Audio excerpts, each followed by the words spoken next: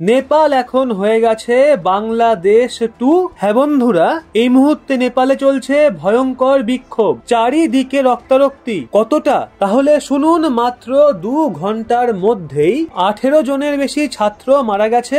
আর নেপালের প্রধানমন্ত্রী কেপি শর্মা ওলি করে ফেলেছেন সেই একই ভুল যেটা শেখ হাসিনাও করেছিলেন, মানে ছাত্রদের ওপর ওপেন ফায়ার করার নির্দেশ দিয়েছেন।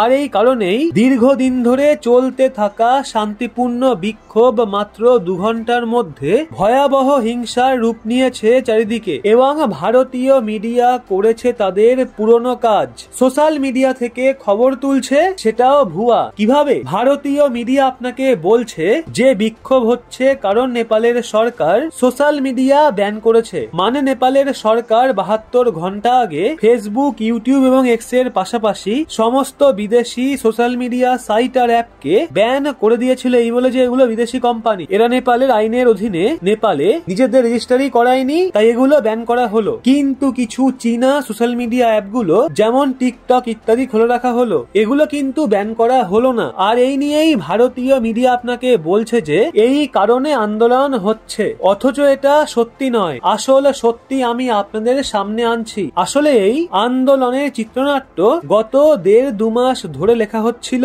নেপালের ভেতরে তরুণরা সোশ্যাল মিডিয়াতে একটা ট্রেন্ড চালু করেছিল যেখানে তারা নেপালের সমস্ত রাজনীতিবিদদের ছেলেমেয়েদের ভিডিও ছবি ভাইরাল করছিল, যারা বিদেশে পড়ছে, বিদেশে কাজ করছে, বিলাসী জীবন যাপন করছে।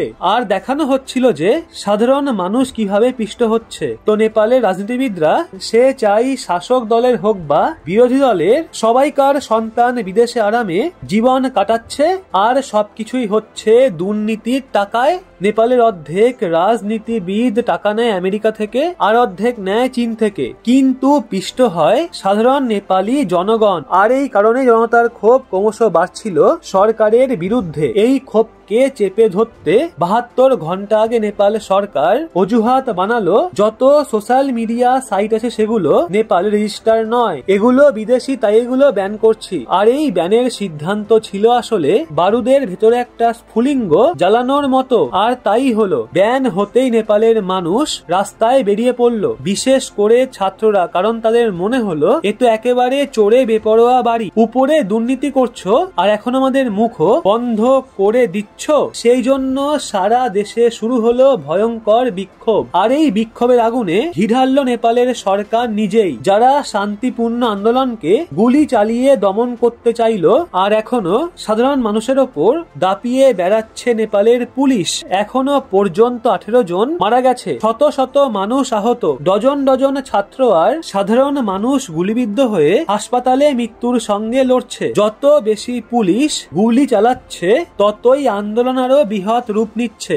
আর এই সিচুয়েশন দেখে সহজেই আন্দাজ করা যাচ্ছে যে সবকিছুই টিকে আছে প্রধানমন্ত্রী কেপি শর্মা ওলির পদত্যাগের ওপর। মনে হচ্ছে এরকমটা হলে সরকার পড়বে, আন্দোলনও থামবে। কিন্তু যদি গুলি চলতেই থাকে আর যদি আন্দোলন এভাবেই চলতে থাকে, তবে শুধু সরকারি পড়বে না, বরং কেপি শর্মা ওলিকেও শেখ হাসিনার মতো দেশ ছেড়ে পালাতে হবে, তাকেও চীনে পালিয়ে আশ্রয় নিতে হবে। কারণ ভারতের সঙ্গে সম্পর্ক তো তার আগে থেকেই খারাপ। তবে রিসেন্টলি নেপালে বাড়তে থাকা সংঘাতের মধ্যে অবশেষে প্রধানমন্ত্রী কেপি শর্মা ওলি নিজের পদ থেকে ইস্তফা দিয়েছেন। তিনি অফিসিয়ালি পদত্যাগের ঘোষণা করেছেন। ভারতের প্রতিবেশী দেশ নেপাল এখন ভয়াবহ অশান্তিতে জর্জরিত। ফেসবুক, হোয়াটসঅ্যাপ, ইনস্টাগ্রামের মতো সোশ্যাল মিডিয়া অ্যাপের ওপর ওলি যে স্যাংশন জারি করেছিল, সেটাই শেষ পর্যন্ত তার গলার কাটা হয়ে দাঁড়ালো। আন্দোলন এমন পর্যায়ে গেল যে তাকে প্রধানমন্ত্রী পদ ছাড়তে হলো। গত 2 দিন ধরে ক্রমাগত বাড়তে থাকা বিতর্কের মধ্যে অবশেষে সেই মুহূর্ত এলো যখন ওলিকে সরে দাঁড়াতে হলো। নেপালের জনগণ টানা দাবি করছিল যে কেপি শর্মা ওলি যেন পদত্যাগ করে। যুব সমাজের আন্দোলন ক্রমশ হিংস্র রূপ নেয়, এতটাই হিংস্র যে প্রধানমন্ত্রী এবং রাষ্ট্রপতির সরকারি বাসভবন আগুনে পুড়িয়ে দেওয়া হয়। দেশের বিভিন্ন প্রান্ত থেকে আগুন, জ্বালানি এবং পাথর ছোড়ার ঘটনা সামনে আসে। পরিস্থিতি একেবারেই নিয়ন্ত্রণের বাইরে চলে যায়। খবর আসতে থাকে ঘটনাকে সিচুয়েশন ভয়াবহ রূপ নিচ্ছে। নেপালের সেনাবাহিনীর সঙ্গে যোগাযোগ করে, কিন্তু সেনা প্রধান সরাসরি জানিয়ে দেন প্রথমে অলিকে পদত্যাগ করতে হবে আর তারপরই সেনা ব্যবস্থা নেবে। তাই কোনো সময় নষ্ট না করে কেপি শর্মা ওলি সঙ্গে সঙ্গে পদত্যাগ ঘোষণা করেন। আর এই মুহূর্তে খবর আসছে নেপালের সেনাবাহিনী এখন পুরোপুরি অ্যাকশন মোডে নেমে বিক্ষোভ নিয়ন্ত্রণের চেষ্টা করছে। এদিকে বিক্ষোভকারীরা ক্রমেই হিংস্র হতে থাকে, তারা সংসদ ভবন পর্যন্ত পৌঁছে যায়। এরপর পুলিশের সঙ্গে বিক্ষোভকারীদের ভয়াবহ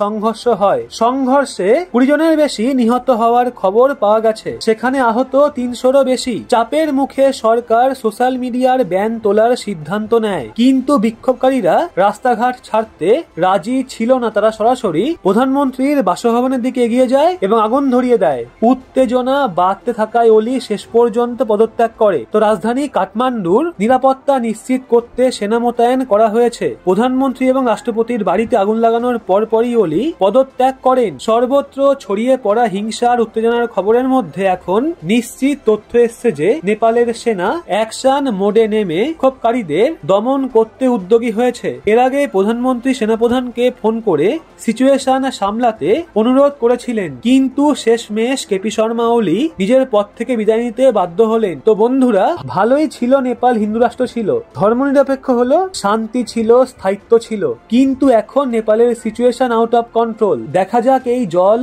কত দূর গড়ায়, ভবিষ্যতে যেন আবার বাংলাদেশের মতো অবস্থা না হয়। তো বন্ধুরা, কি মনে হয় আপনার এই বিষয়ে অবশ্যই লিখুন কমেন্টে। ভিডিওটা ভালো লাগলে লাইক করে শেয়ার করবেন আপনার বন্ধু বান্ধবদের। সেই সাথে এরকমই লেটেস্ট ইনফরমেটিভ ভিডিও পেতে সাবস্ক্রাইব করে চোখ রাখবেন রহস্য বাংলার পর্দায়।